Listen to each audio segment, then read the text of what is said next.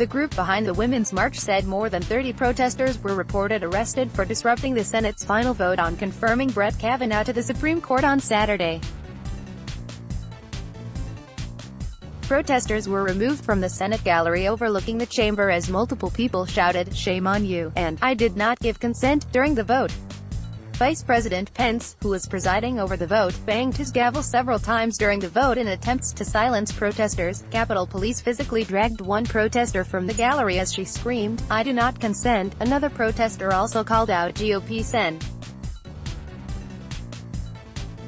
Jeff Lane Flake Cop Senator Kavanaugh won't feel like a winner after confirmation. Ford lawyers blast numerous false claims about FBI investigation ahead of Kavanaugh confirmation vote. How Kavanaugh got the votes more specifically during his vote and slammed the senator as a total coward, as others yelled, "Shame, shame, shame," at the senators. Protesters could even be heard yelling after being taken outside of the chamber in opposition to Kavanaugh's confirmation to the Supreme Court as Pence called for order.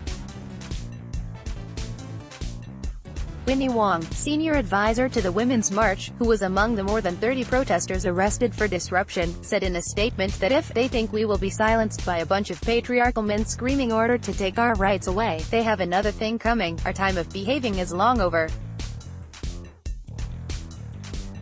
Justice Kavanaugh better get used to protests and disruptions, because he is going to have us fighting every step of the way for the rest of his time on the bench, she continued. Shame on everyone who supported him. Dissent is the highest form of patriotism, and millions of strong American women are ready to mobilize more than any time in history. Wong has been arrested a half a dozen times for protesting Kavanaugh.